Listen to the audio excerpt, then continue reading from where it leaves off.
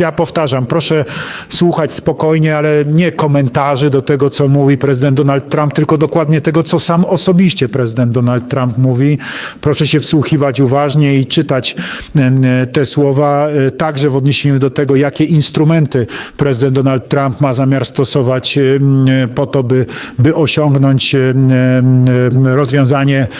rozwiązanie pokojowe, bo to nie są tylko i wyłącznie instrumenty o charakterze militarnym. Myślę, że właśnie te o charakterze militarnym po prostu istnieją i to już wystarczy, bo Stany Zjednoczone są wystarczająco mocne i co do tego chyba nikt nie ma wątpliwości, że jeżeli ktoś dysponuje prawdziwym arsenałem, który działa, to na pewno jest to prezydent Stanów Zjednoczonych, więc ta karta w ręku prezydenta Donalda Trumpa na pewno jest najsilniejsza i wszyscy doskonale o tym wiedzą. Natomiast jest jeszcze cały szereg innych, wcale nie militarnych instrumentów, którymi można oddziałać i skłonić odpowiednie osoby do tego, żeby usiadły do stołu negocjacji. I myślę, że prezydent Donald Trump w sposób delikatny, acz jasny sygnalizuje to, że wszelkich metod tutaj ku temu użyje i myślę, że będzie skuteczny, bo zazwyczaj jest skuteczny.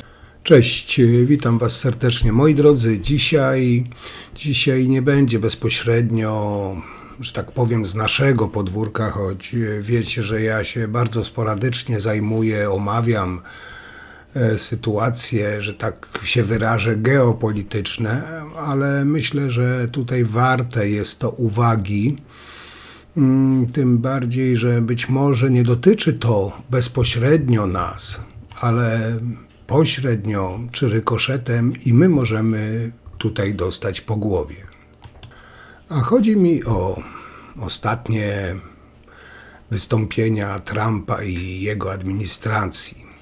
Tak czytałem, powiem Wam, wpisy polityków Unii Europejskiej, wpisy przedstawicieli Ukrainy i wychodzi na to, że chyba nikomu do tej pory nie udało się, tak jak Trumpowi, doprowadzić do takiej jednomyślności w sprawie Ukrainy, jak pomarańczowemu półgłówkowi, bo chyba go tak można nazwać, a dodatkowo tak skonsolidować Ukraińców wokół swojego prezydenta. No, powiem Wam, kolejny geniusz. A o czym mówię? No dzisiaj trochę Wam o tym poopowiadam, że tak się wyrażę, bo jest o czym mówić.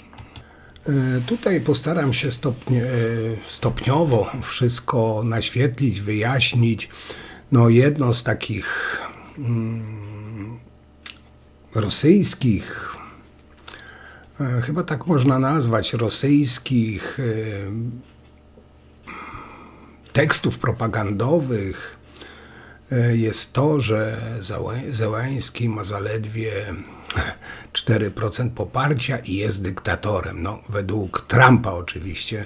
I tutaj rosyjskie i te całe prorosyjskie konta ostatnio aktywnie, można chyba tu śmiało powiedzieć, dezinformują, twierdząc, że prezydentowi Zełańskiemu skończyła się legitymacja do rządzenia, więc jest dyktatorem Ukrainy. Tutaj za słowami Trumpa. W rzeczywistości ukraińska konstytucja wyklucza wybory w stanie wojny, więc Zełański pozostaje legalnym prezydentem. Ale jakoś Trumpowi nie przeszkadza, że na przykład rządzący od 25 lat w wyniku zamachu konstytucji, fałszerstw wyborczych prezydentem jest Putin. Tu jest wszystko według Trumpa okej. W ogóle dość ciekawe, powiem Wam, jest to, że Trump chce powrotu Rosji do G7. Chce pogrążyć Ukrainę, zniszczyć Kanadę, Meksyk, Unię Europejską. Chce zaaneksować Kanał Panamski, zabrać Danii Grenlandię. A jego ludzie otwarcie wspierają neonazistów z AfD. I jest tutaj nasz wspaniały PiS, który wciąż go popiera. Cóż za przypadek, prawda? Według narracji Trumpa to Ukraina zaatakowała Rosję. Powiem wam, że no, ten pomarańczowy świr naprawdę odleciał i tutaj no, chyba można też śmiało powiedzieć, a być może już niedługo będzie taka oficjalna wersja, że gdyby w 1939 roku Polska nie zaatakowała Hitlera i Stalina równocześnie, to wtedy Ameryka nie musiałaby interweniować w Norymbergi. No. Powiem wam, że przygotowując się do tego materiału, zbierając materiał, nie wierzyłem, że ciężko w to uwierzyć, że to się dzieje naprawdę. No to jest po prostu ironia. No, oczywiście Trump jeszcze tak nie powiedział, że tam, że Polska zaatakowała Hitlera i Stalina, ale po nim wszystko jest możliwe. Powiedział praktycznie to samo w innym czasie i w odniesieniu do innego kraju. Trump stwierdził na konferencji prasowej, że to prezydent zaatakowanej przez Rosję Ukrainy rozpoczął wojnę z Rosją i miał 3 lata, by ją zakończyć, bo Putin chce tylko pokoju. No kurwa, wybaczcie, ale no kto jak to, ale Putin no to jest wyjątkowy gołąbek pokoju. No, powiem wam tak, czytałem w internetach, że wiceprezydent USA Vance chyba dobrze czytam, ostrzega Załęskiego, że pożałuje zniesławienia Donalda Trumpa. Twierdzi, że reakcja Załęskiego na rozmowy pokojowe była okropna, a rozmowy pokojowe polegały na tym, że Trump z Putinem dzielili między sobą Ukrainę. Tak w skrócie można powiedzieć. Czyli Trump z Putinem już sobie wszystko uzgodnili, tylko Załęski im przeszkadza. No co za bezczelny typ. Trudno, będą musieli przyjąć to jakoś do wiadomości. No Vance ma jeszcze czelność pouczać prezydenta Zeleńskiego, gdy cały świat śmieje się po prostu z Trumpa.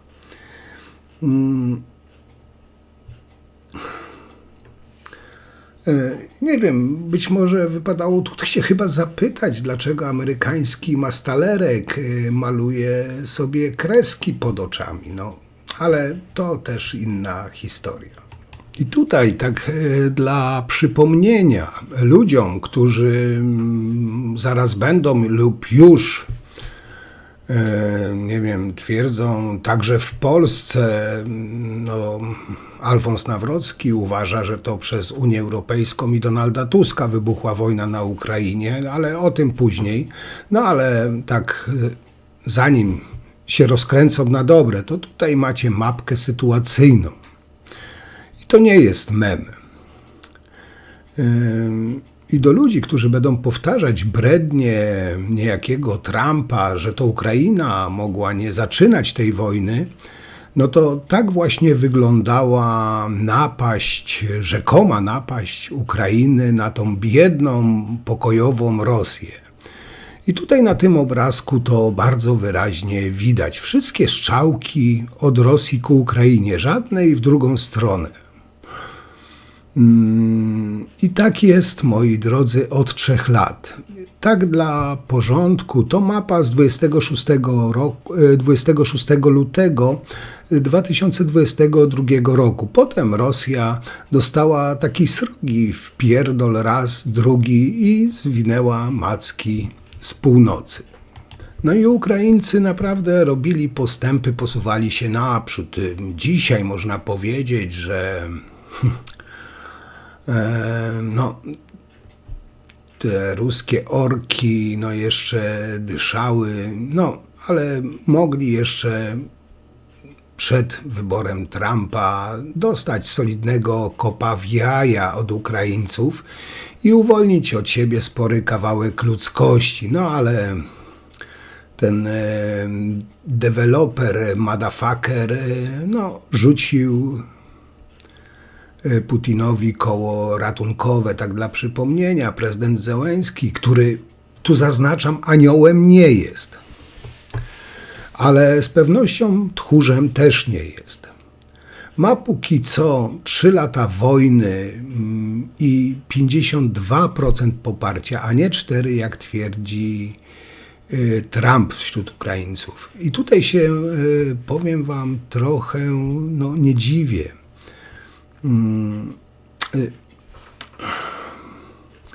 Nie dziwię się pod tym względem, że Zełenski potrafi w jakimś tam stopniu, na tyle, ile może postawić się Trumpowi. Bo to, co on tam z ludźmi Putina odwalił, to był zwykły podział, rozbiór Ukrainy. Zełenski powiedział nie, mimo że prowadzi z drugą potęgą światową, militarną potęgą światową wojnę.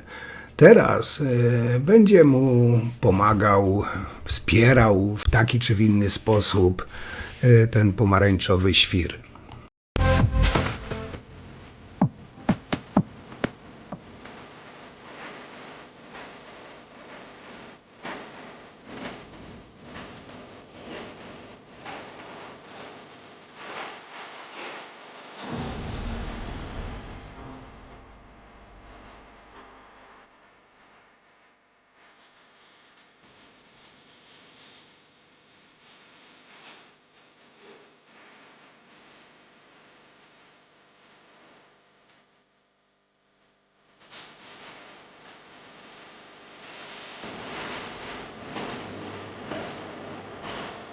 I tutaj wam powiem, że z taką niezdrową ciekawością czekam na ciąg dalszy Rosji w Białym Domu.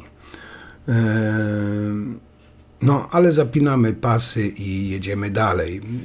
Moi drodzy, jakby na to nie patrzeć, sąsiadów nie zostawia się samych, gdy im zbiry dom napadli i podpalili. A jakiś handlarz starzyzną z boku coś pierdoli, że trzeba było się nie stawiać i po dobroci oddać dom. Klucze do sejfu i samemu się pobić najlepiej, żeby się ten zbir nie namęczył. Żeby się oprychy nie namęczyły. Taki po prostu nasz obyczaj, dla przypomnienia, polski obyczaj, po prostu, krótko mówiąc, jebać zło. Trump napisał na Xie, że umiarkowanie dobry komik Zełenski namówił USA, żeby wydały 350 miliardów dolarów na rozpoczęcie wojny, której nie można było wygrać i która nigdy nie musiała się zacząć. Abstrahując od tych bzdur rodem z Kremla, jego wyliczenia nie są tak do końca też prawdziwe. Całkowita pomoc USA dla Ukrainy wyniosła 183 miliardy dolarów. W większości z tych pieniędzy nigdy nie opuściły Stanów Zjednoczonych, bo trafiła do amerykańskich firm zbrojeniowych, co pobudziło gospodarkę. I tutaj wszystko wskazuje na to, że Trump chce z Putinem zmienić władzę na Ukrainie na posłuszną Kremlowi. Oczywiście Trump za swoją pomoc bezinteresowną oczywiście chce 50% z wydobycia surowców naturalnych całej Ukrainy, czyli taki cichy rozbiór Ukrainy. I teraz tak, moi drodzy, konferencja w Monachium w sprawie Ukrainy. Jakby nie patrzeć, Polakom cholernie źle się kojarzy Monachium. Można powiedzieć bardzo źle. Monachium kojarzy się nam ze zdradą Czechosłowacji w 1938 roku, przez premierów Anglii, Francji, Chamberlaina i Dalrega, chyba jakoś tak, którzy podpisali wszystko, czego oczekiwał od nich Hitler. Pamiętamy to.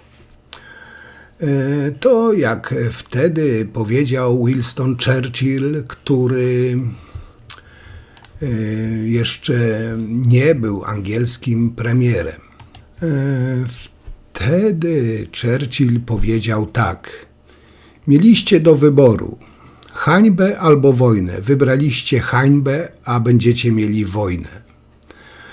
Zawsze mówię, że nic w historii nie zdarza się dwa razy w ten sam sposób, ale tak reasumując fakty, tak koniunkcja faktów z roku 1938 i teraz 2025 wydaje się być dość przerażająca. Dlaczego? Tak naprawdę nie wiemy, do czego Trump rządzi. Tak naprawdę też nie wiemy, czy ma konkretny plan, czy improwizuje. Tak naprawdę też nie wiemy, moi drodzy, jacy ludzie mają dzisiaj decydujący wpływ na kierunek amerykańskiej polityki w sprawie Ukrainy. Ale na pewno wiemy jedno: Europa, w tym Polska, muszą się ogarnąć i zjednoczyć, bo pokoju między Ukrainą i Rosją nie powinien ustanawiać duet Trump-Putin ponad głową Ukrainy i milczącej zgodzie Europy. Dziś, wczoraj bodajże było, powiem wam, naprawdę świetne wystąpienie w Monachium właśnie Radka Sikorskiego, który powiedział między innymi tak. Cytuję: Ukraina już miała gwarancje, które okazały się bez pokrycia. Oddała broń jądrową w zamian za rosyjskie gwarancje ochrony granic, które miały być potwierdzone przez Francję, Wielką Brytanię czy Chiny. Nie ma nic bardziej groźnego w polityce międzynarodowej niż gwarancje bez pokrycia. Szkodzi to zarówno odbiorcom takich gwarancji, jak i dającym. Czy takie gwarancje oznaczałyby wojnę z Rosją? Jeśli chcemy dawać gwarancje, musi coś za nimi stać. No i powiem wam, że tutaj naprawdę powiedział po prostu prawdę.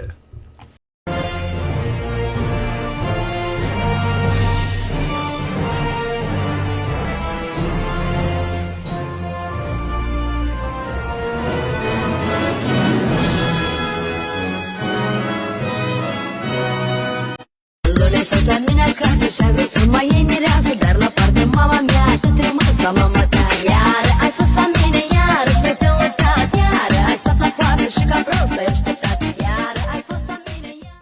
Moi drodzy, ja może nie jestem politykiem, na pewno nie jestem politykiem i nie jestem tak często subtelny jak politycy. Ale tutaj dodałbym jeszcze do wystąpienia Radka Sikorskiego coś takiego, że Joe Biden był jego poprzednikiem i umieścił w Kijowie amerykańską flagę, więc wiarygodność Stanów zależy od tego, jak się tak wojna skończy. Po drugie, jeśli pozwoli się Putinowi zwasalować Ukrainę, to pokaże się także Chinom, że można przyłączyć zbuntowaną prowincję. Więc od tego też zależą losy Tajwanu. Po trzecie, to my, Europejczycy, kontrolujemy pokojową Nagrodę Nobla, więc jeśli chce ją wygrać, nie wiem z jakiej paki on w ogóle startuje do pokojowej Nagrody Nobla, ale to już pomińmy, pokój musi być tak naprawdę sprawiedliwy. I nie jest sprawiedliwe to, że Trump z Putinem ponad głowami Ukrainy ustala, jak ma skapitulować Ukraina. Jeszcze Trump miał czelność powiedzieć, że biedni rosyjscy żołnierze ciężko walczyli na froncie, zginęło ich koło 1 miliona, więc mogą zatrzymać ziemię, o które walczyli. Nie, to są ziemie, na które napadli, nie o które walczyli. A Ukraińcy mieli pełne prawo się bronić. I o Ukraińcach można powiedzieć bardzo wiele złego, może mniej dobrego, ale to jest ich kraj i mają prawo walczyć o ten swój kraj, bez względu na to, kim są.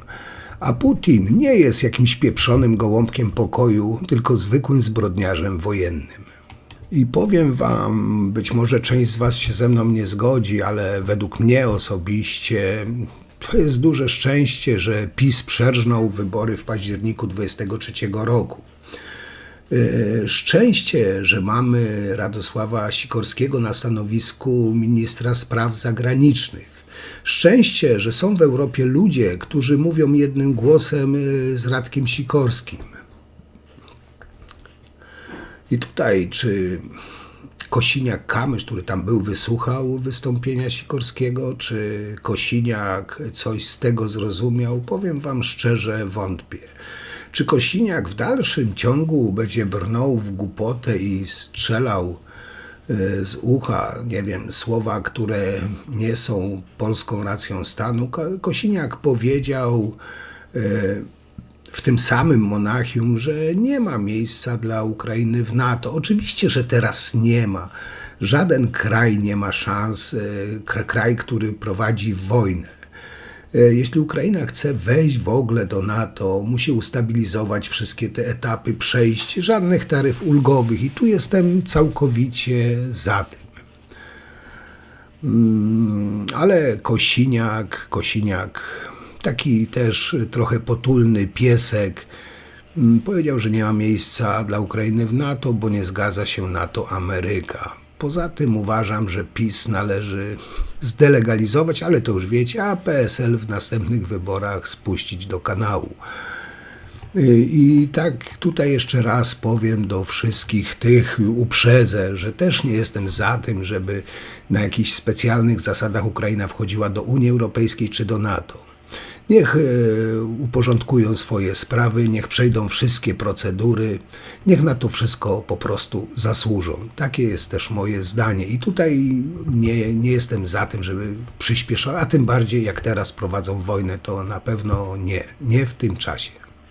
And I think I have the power to end this war. And I think it's going very well. But today I heard, oh, well, we weren't invited. Well, you've been there for 3 years. You should have ended it 3 years. You should have never started it. You could have made a deal.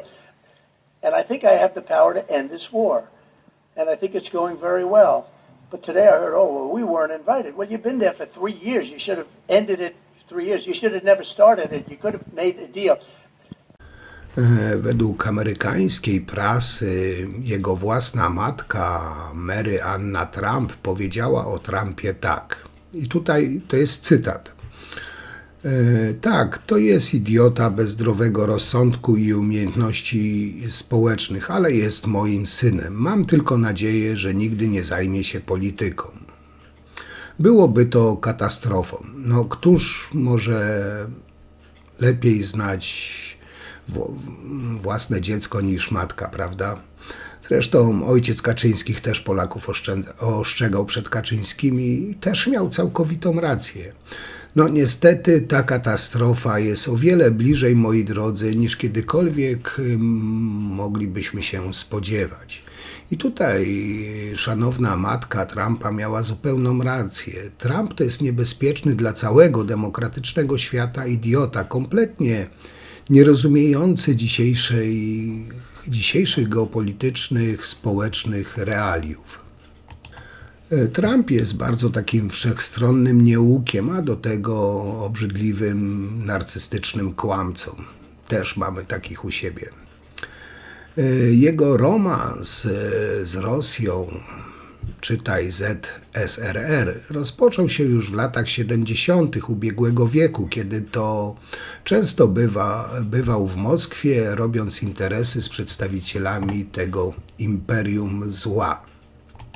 I powiem wam tak, ten troglodyta, pijący hymny pochwalne dla ludobójcy Putina, nie zdaje sobie sprawy z tego, że jego własny kraj jest postrzegany przez Kreml jako największy wróg od dziesiątków lat. I to nie jest żadną tajemnicą.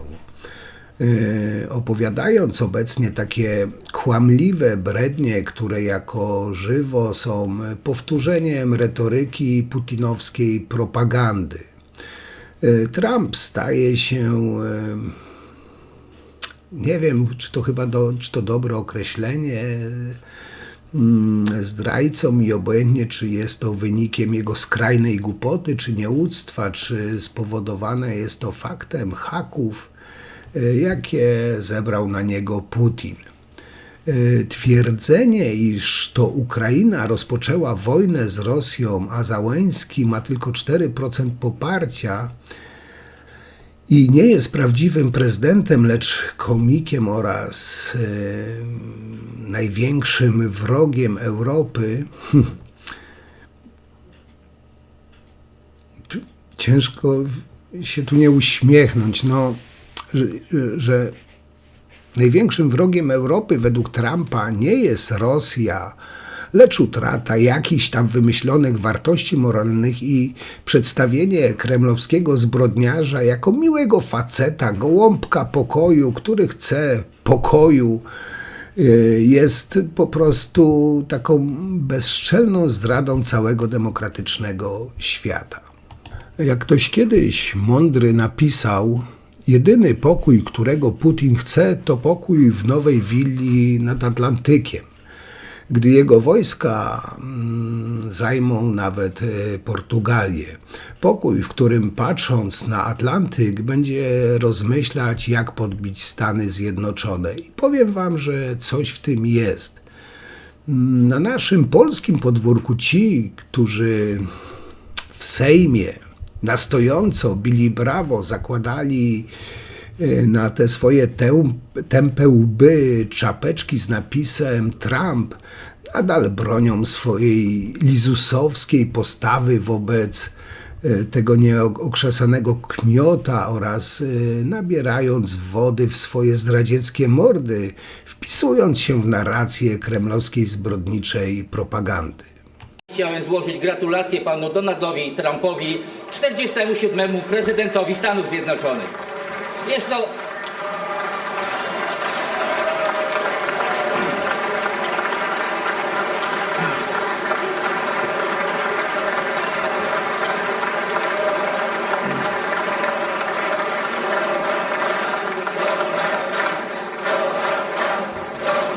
Też pogratuluję.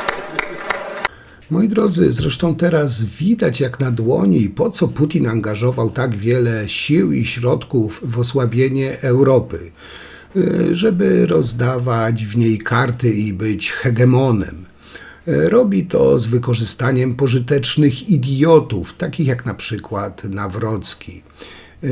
Jak widać, nie brakuje ich też w Polsce. Wywiady z ruskimi onucami z Niemiec w telewizji Republika, kompletnie kłamliwa, antypolska narracja na temat postępowania rządu, powielanie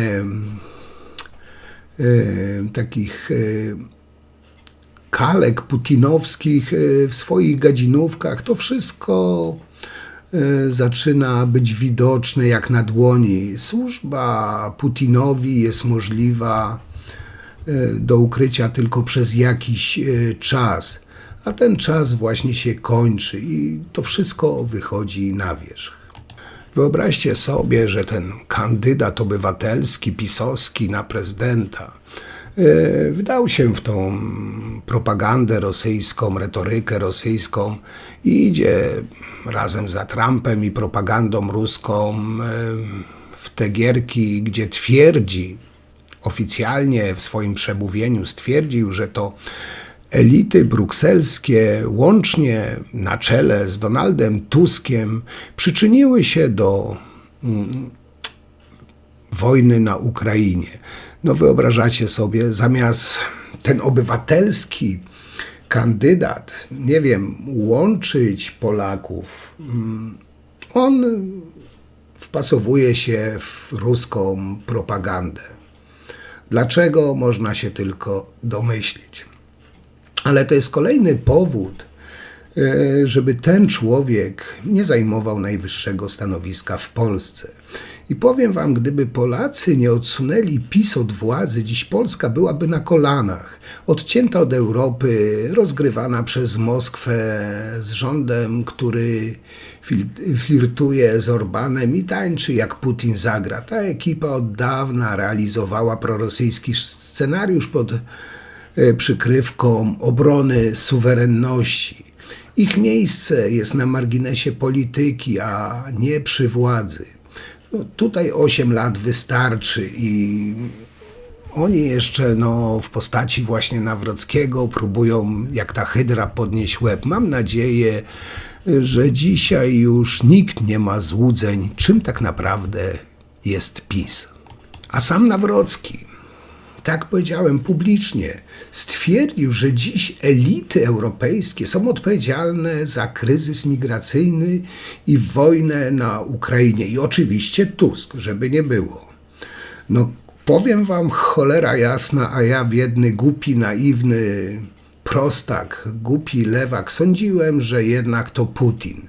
No ale dzięki, kuźwa Karol, dzięki, bez ciebie człowiek ni w ząb nie zrozumiałby międzynarodowej polityki, szczególnie tej dynamicznej. W wielkim kryzysie i tożsamościowym, i kryzysie bezpieczeństwa, i kryzysie ekonomicznym są niestety elity Unii Europejskiej. My tutaj, proszę Państwa, elitą naszej partii i co za tym idzie, elitą narodu. Moi drodzy, według NBC administracja Trumpa przedstawiła Zełenskiemu propozycję układu surowcowego, zakładającego przejęcie przez USA udziału w wydobyciu surowców i w infrastrukturze Ukrainy. Uwaga, powiem wam cholernie szczodrze, bo dając mu godzinę na decyzję oraz grożąc usunięciem z negocjacji. A według mnie takie ultimatum powinno się dawać Putinowi, a nie Zełenskiemu. No ale co ja tam wiem? Ale tutaj, moi drodzy, wydaje mi się, że chyba należy zadać sobie pytanie, dlaczego Trump otwarcie popiera Putina i atakuje Zeleńskiego? Kto wie, czy pewne fakty z przeszłości nie wyjaśnią obecnego działania Trumpa? Bo kilka lat temu Trump chciał zniszczyć prezydenta Bidena, wynajdując jakieś tam biznesowe przestępstwa zrobione na Ukrainie. Prezydent Zełenski nie potwierdził tych przestępstw, ale w tym samym wywołał ogromną złość Trumpa i wielką chęć zemsty na Zełenskim, a także na Ukraińcach. Teraz może tak naprawdę dokonać tej swojej zemsty. I pewnie wielu z was się ze mną nie zgodzi, ale jak wiecie, ja tu przedstawiam swój punkt widzenia. Dla mnie wniosek jest jeden. Trump jest skończoną kanalią, egocentrykiem, egoistą, takim z nadymanym ego, nie zasługującym na odrobinę szacunku. Te swoje osobiste korzyści zawsze stawia powyżej interesów państwa, a to zapowiada, że nie dotrwa do końca kadencji, choć cholera wie, Amerykanie już wstydzą się z powodu jego działań i decyzji i nie darują mu kompromitacji, na jaką naraża ich ten nieodpowiedzialny człowiek. Jednym z takich dowodów na to, co mówię, jest wpis, gdzie naprawdę człowiek nie wierzy własnym oczom, nie wierzy własnym uszom. Jak napisał, Rosja walczyła o tę ziemię na Ukrainie i straciła w tym celu wielu żołnierzy, więc powinna je zatrzymać. Kurwa, nie wierzę. Nie wierzę, że coś takiego mógł powiedzieć. Ale pewnie część z fanatyków Trumpa jest zachwycona tym. Okej. Powiedzcie, moi drodzy, czy to już jest indoktracja Trump i Putin i dyktator Zełenski. Trump, ten samozwańczy geniusz polityki międzynarodowej, człowiek o inteligencji planetarnej, jeśli planeta to księżycowy krater oczywiście, ponownie uroczył świat swoją mądrością. W przypływie swojego geopolitycznego geniuszu oznajmił, że Władimir Zełenski to dyktator. Tak, moi drodzy, dobrze słyszeliście. Trump, który otwarcie pragnie rządzić Ameryką jak swoją prywatną siecią hoteli, który z nadzieją spogląda na taką despocję w stylu rosyjskim, zarzuca innym zapędy autorytarne, a nie widzi tych zapędów autorytarnych u innych. Powiem wam, że komedia sama się pisze. Taki, można powiedzieć, ocean bezmyślności. Wszystko zaczęło się od tego, że Trump stwierdził, iż mamy, jak też pewnie pamiętacie, wielki, piękny ocean jako separację. Ojej, jak dobrze, jak cudownie. Bo przecież ten wielki, piękny ocean ochroni USA przed konsekwencjami upadku Ukrainy i triumf imperialnych zapędów Putina. Idąc tą logiką, może USA nie powinni przejmować się niczym, co się dzieje po drugiej stronie Atlantyku. Może II wojna światowa była takim niepotrzebnym angażowaniem się w nie swoje sprawy. A może NATO to jest w ogóle taki zbędny kaprys. Trump. I tutaj pytanie, czy Trump to jest sojusznik Putina, czy po prostu użyteczny idiota? Według mnie Putin rozgrywa Trumpa jak szczeniaka. Wybór Trumpa, by nagle uznać Ukrainę za agresora, jest tak absurdalny, że nawet Brytyjczycy, znani z tego flegmatycznego spokoju, zaczęli wzdychać z przerażeniem. Jezu, to wszystko, co był, słowo Jezu, to wszystko, co był w stanie powiedzieć jeden z brytyjskich urzędników. I trudno mu się tutaj dziwić, bo właśnie okazało się, że prezydent USA zmienił rolę Stanów Zjednoczonych z rolą Kremla, można powiedzieć. Trump nie tylko de facto powtarza propagandę rosyjską, ale jeszcze organizuje spotkania z Putinem i jego ludźmi, gdzie otwarcie dyskutuje, jak znieść sankcje i jak zapewnić Moskwie lepsze warunki współpracy z USA. I powiem wam, że wcale bym się nie zdziwił, jak w niedalekiej przyszłości zobaczylibyśmy Trumpa na Kremlu, jak z wielkim entuzjazmem wykonuje taniec kozacki na zakończenie, recytuje moskiewskie wieczory. W końcu jego uwielbienie dla Putina graniczy z czołobitnością. Taki wielki plan: sprzedać Ukrainę, obciąć cła, zawrzeć deale. Nowa polityka zagraniczna Stanów pod wodzą Trumpa to z grubsza: sprzedajmy Ukrainę Rosji, niech Europa płaci za wszystko, podniesiemy cła i zmuszajmy wszystkich do błagania nas na kolanach. W Brukseli zaczynają rozumieć, że oto nadeszła epoka, w której Ameryka po prostu nie jest po naszej stronie, jak to określił jeden z dyplomatów. Mamy teraz sojusz między rosyjskim prezydentem, który chce zniszczyć Europę, a amerykańskim prezydentem, który także chce zniszczyć Europę. I coś w tym jest. I powiem wam szczerze, różnie tam spoglądałem na to wszystko, obserwując politykę międzynarodową, ale nigdy nie spodziewałem się takiego duetu. Jeszcze raz wrócę do tego dyktatora Załęskiego i postaram się wytłumaczyć to w bardzo prosty sposób.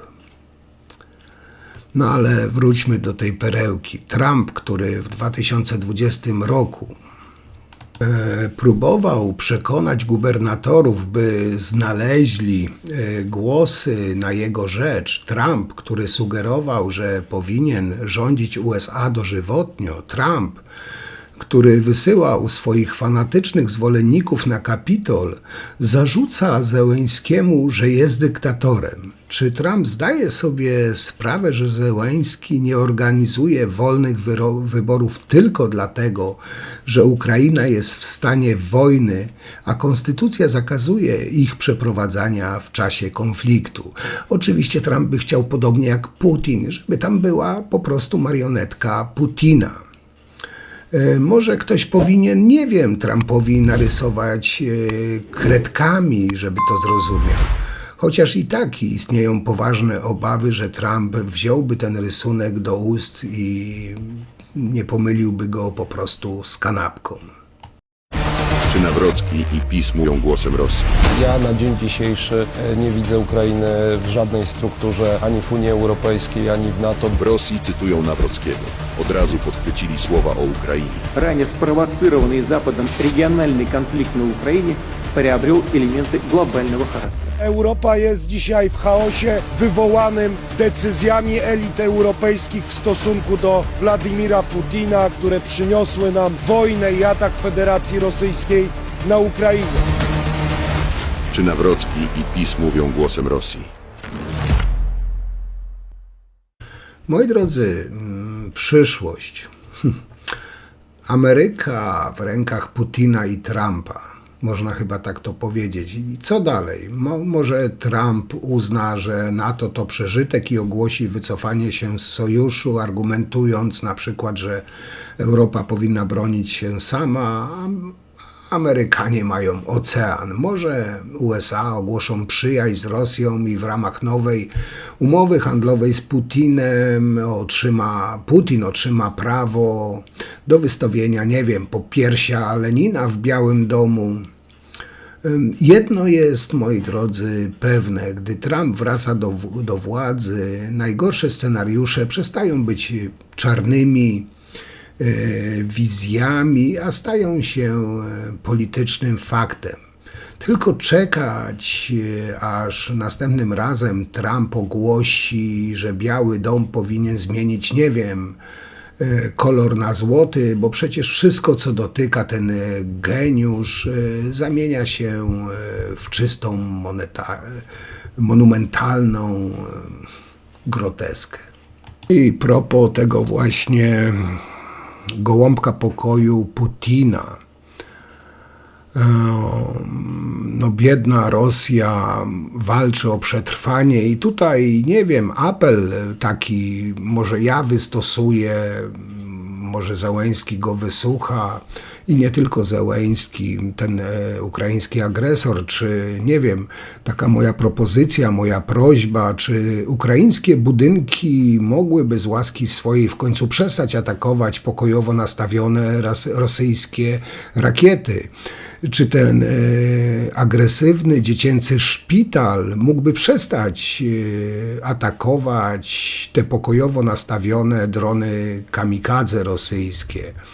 Czy kobiety mogłyby przestać w końcu ukraińskie kobiety, czy mogłyby w końcu przestać gwałcić tych biednych rosyjskich żołnierzy? Czy te ukraińskie dzieci w końcu przestałyby wywozić się w głąb Rosji? Pytań jest, próśb jest wiele, no w końcu ten uciśniony, biedny rosyjski naród tak wiele wycierpiał ze strony Ukrainy. A i jeszcze jedno. Trumpek chce setek miliardów dolarów za pomoc udzieloną Ukrainie. No okej, ale mam takie pytanie, czy ktoś zna aktualną wartość?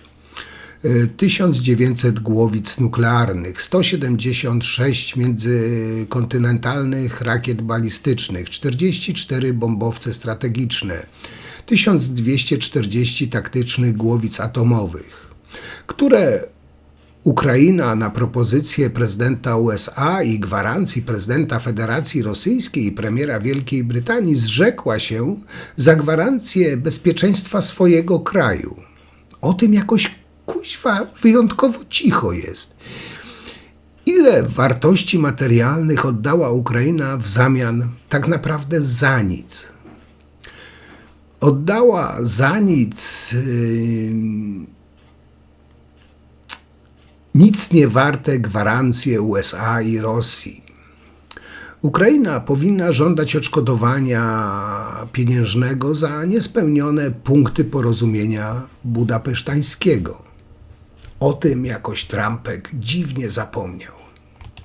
Moi drodzy, tak naprawdę potykamy się o historię, czyli inaczej rzecz ujmując, Polska znowu jest między młotem a kowadłem. Jeśli historia czegoś nas nauczyła, to tego, że gdy Polska znajduje się pomiędzy Rosją a Niemcami, nigdy nie jest to zwiastunem spokoju i dostatku. Teraz historia znów wraca. Jak natrętna teściowa w drzwiach po nieudolnym obiedzie u zięcia. Można chyba tak to porównać.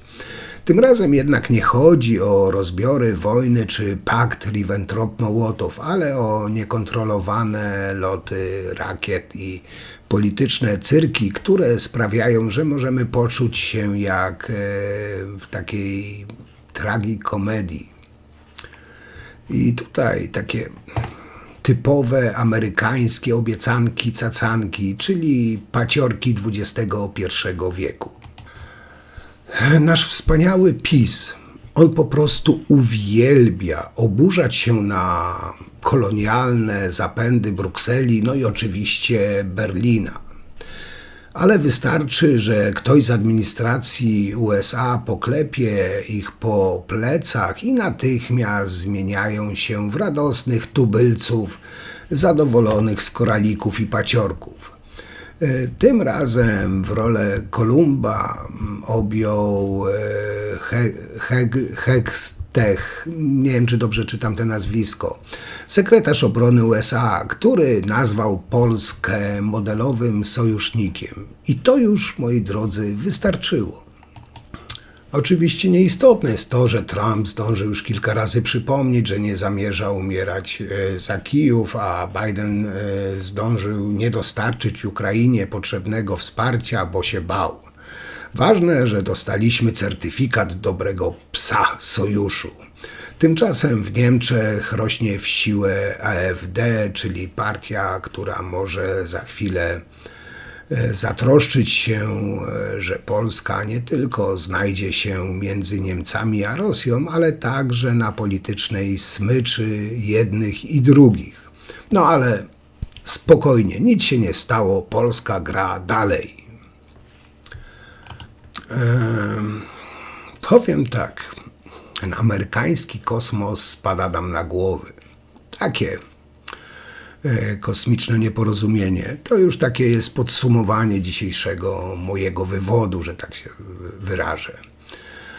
Jak wiecie, w polskiej przestrzeni powietrznej pojawiły się szczątki rakiety Elona Muska, które niczym listy z Urzędu Skarbowego spadły w nieoczekiwanych miejscach, siejąc popłoch i chaos. Ministerstwo Rozwoju i Technologii oburzone wezwało szefa Polskiej Agencji Kosmicznej do wyjaśnienia, bo jak się okazuje, Polska wysłała ostrzeżenia na nieaktualne maile. Standard.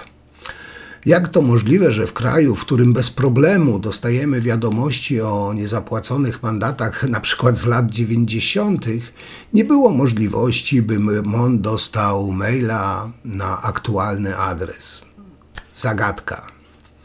Ostatecznie MON i Polsa ustaliły, że wszyscy się zgadzają co do tego, że się nie zgadzają, a szczątki rakiety nadal spoczywają gdzieś w hurtowniach pod Wrześnią. No ale moi drodzy, skoro już jesteśmy przy wielkich katastrofach, to może o porozumieniu, którego nie było. To nie sposób tutaj nie wspomnieć o ostatnich rewelacjach Trumpa, który w Miami na imprezie organizowanej, a jakże przez Saudyjczyków, stwierdził, że Zełenski złamał umowę dotyczącą metali i ziem rzadkich, dzięki której USA miała zyskać 50% ukraińskich zasobów w zamian za pomoc wojskową. Tylko tu mały problem jest w tym, że nikt takiej umowy nigdy nie podpisał. Ale kto by się przejmował takimi pierdółkami, szczegółami? W końcu to Trump, a Trump nigdy nie pozwoli, by fakty popsuły dobrą narrację. A to, że Zełenski nie zgodził się na sprzedaż Ukrainy za amerykańską pomoc, stało się dla Trumpa kolejnym argumentem, że Ukraina wciągnęła USA w wojnę, której nie da się wygrać. No a Putin? Putin przygląda się temu wszystkiemu z uśmiechem, czekając, aż Zachód pokłóci się sam ze sobą i sam podetnie własne skrzydła. No i tutaj też oczywiście już wspominałem o Hołowni, no ale Hołownia zacięcie walczy z Menczenem, czyli taka przepychanka o przyszłość. Na polskim, naszym rodzimym podwórku, no, zaczyna się też kolejna walka o tron. Nasz Szymuś zapowiedział, że jego celem w wyborach prezydenckich jest pokonanie Sławomira Menczena, który w sondażach wyprzedza go jak rakieta Falcon polską agencję kosmiczną. Nasz Szymuś zapewnia, że dopiero zaczyna kampanię i wszystko może się jeszcze zmienić. Pytanie tylko, czy wyborcy nadal będą zainteresowani jego stand-upem politycznym, czy raczej zdecydują się na hard-rockowy liberalizm Menczena. No, ale przejdźmy do podsumowania. Kto się śmieje, ten się śmieje, moi drodzy, ostatni. Moi kochani, patrząc na to wszystko, można odnieść wrażenie, że Polska jest jak bohater takiej slapistowskiej komedii, gdzie tam potyka się o własne nogi, przewraca się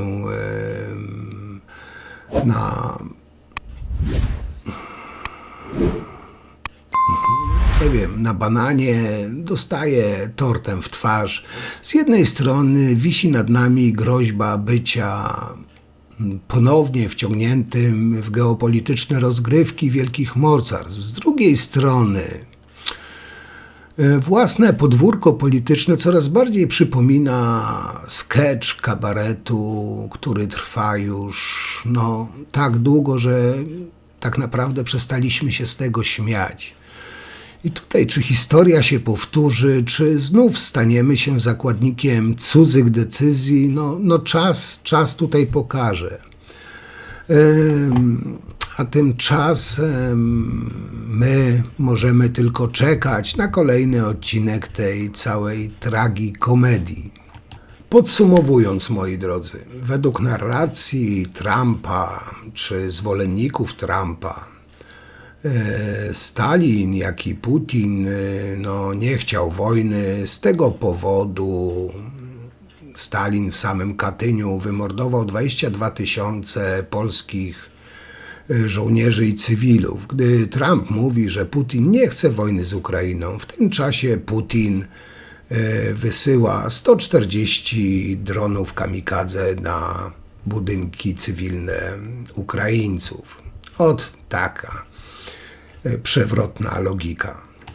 I powiem wam tak, dla mnie osobiście nie chciałbym, by ten amerykański szaleniec z guzikiem atomowym nie pojawiał się w Polsce, bo nie chciałbym usłyszeć, że Polacy są winni milionów ofiar II wojny światowej, bo prowokowali Hitlera, a nawet Stalina. Przecież Hitler chciał uniknąć wojny, a Polacy mieli szansę się poddać. To jest taka obecna logika Trumpa. Moi drodzy, będę kończył, bo się znowu rozgadałem, ale nie jest to, że tak powiem, stricte z naszego podwórka, ale tak pomyślałem, że warte było poruszenia, bo możemy dostać niezłym rykoszetem po łbie. No a co wy o tym wszystkim myślicie? Jak zawsze liczę na wasze komentarze, opinie. I oczywiście dziękuję za wszystkie, które w poprzednich filmach tutaj wyraziliście. Jak widzicie, wszystkie czytam, za wszystkie bardzo, bardzo wam dziękuję. W niedzielę, oczywiście, zapraszam na live'a. Myślę, że już damy radę jakiegoś tam live'a zrobić, pociągnąć. Już się czuję całkiem fajnie. Także w niedzielę o 18 na live'a zapraszam. No, oczywiście postaram się jutro jeszcze coś zrobić, jak nie to w sobotę. A na dzisiaj to tyle. Wielkie dzięki i do zobaczenia. Trzymajcie się, cześć.